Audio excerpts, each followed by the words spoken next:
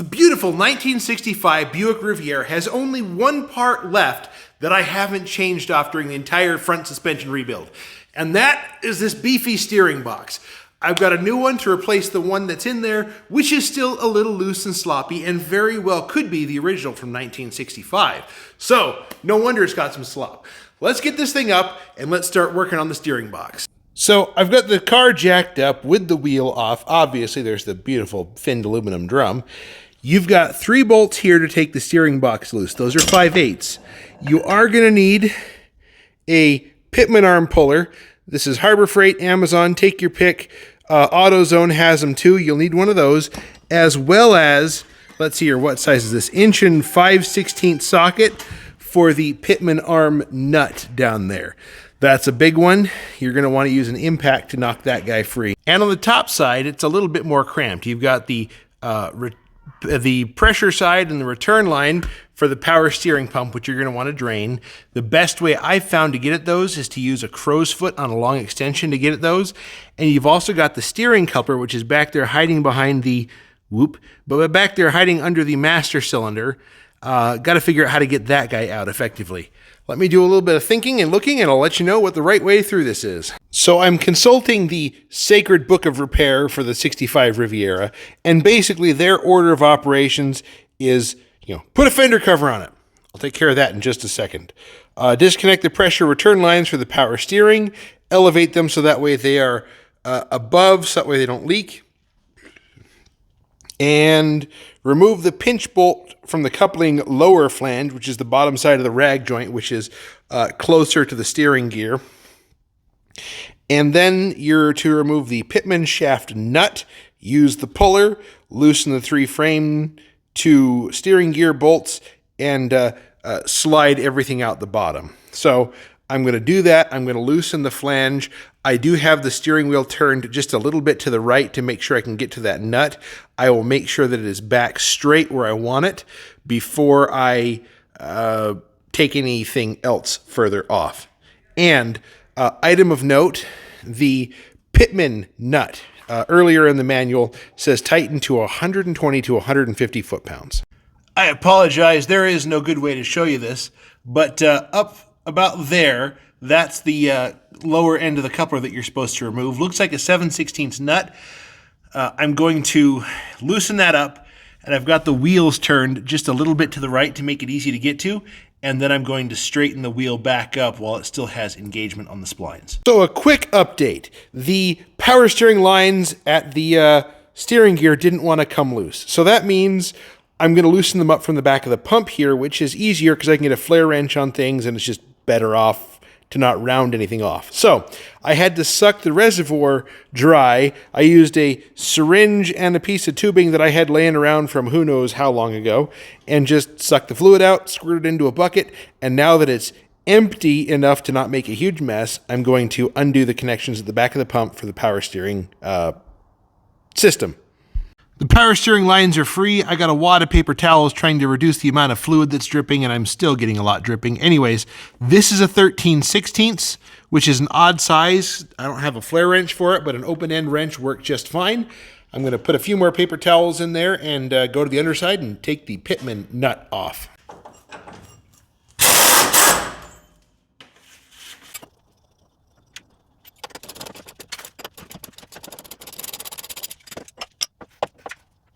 So you can kind of see down there, I now have a problem.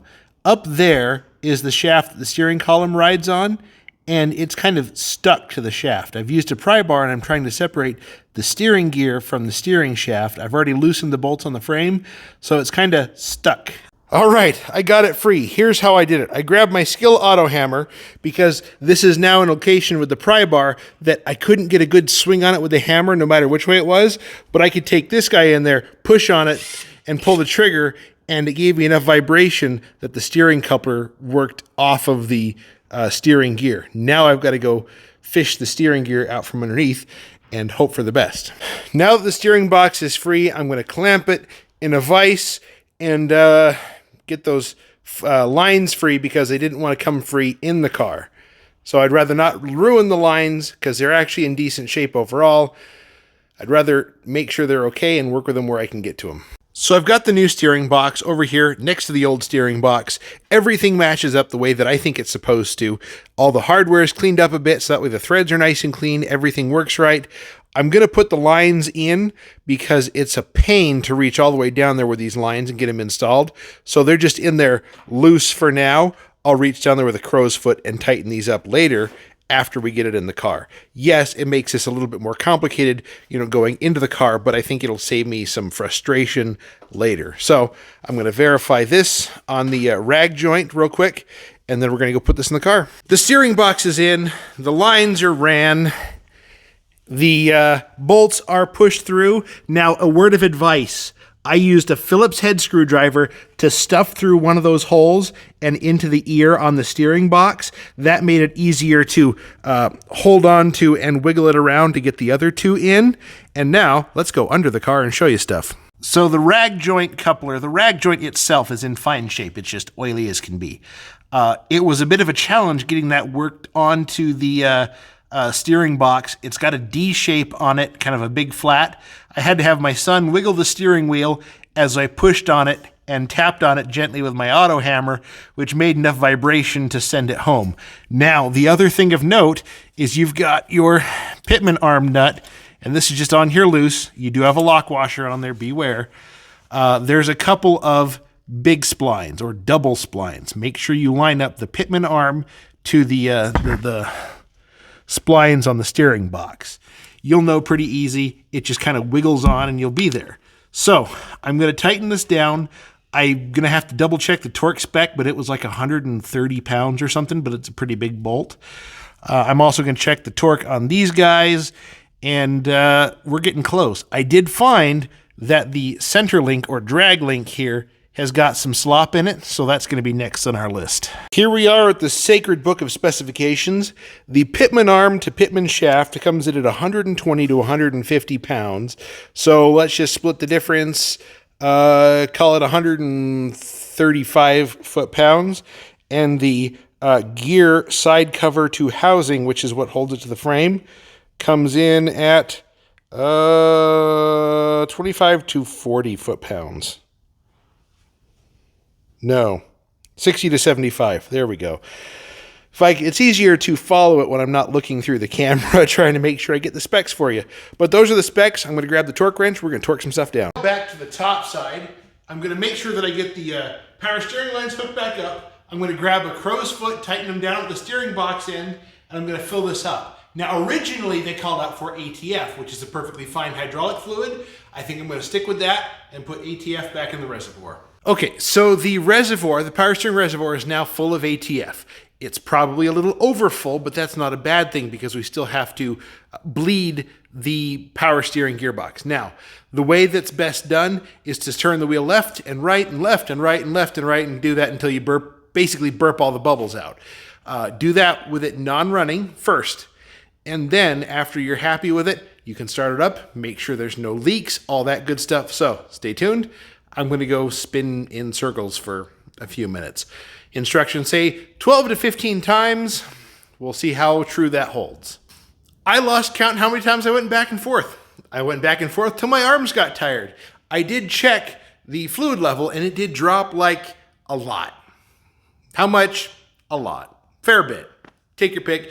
But anyways, so realistically, I went through about a quart or so of ATF into the reservoir and added a little bit more on top of that to make sure that it was, full after I got done going back and forth a dozen times.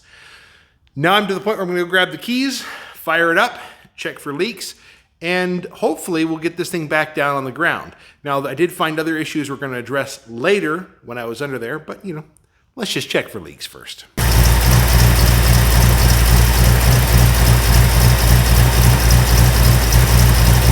So I've now started the car, ran the car. You saw there was no leaks, but I did find a problem.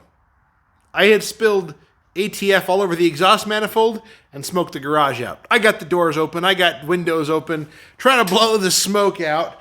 Now all that's left, guys, is I'm going to go put the wheels back on this, take it off Jack's hands, and go for a test drive. So thanks for watching. We will catch you later.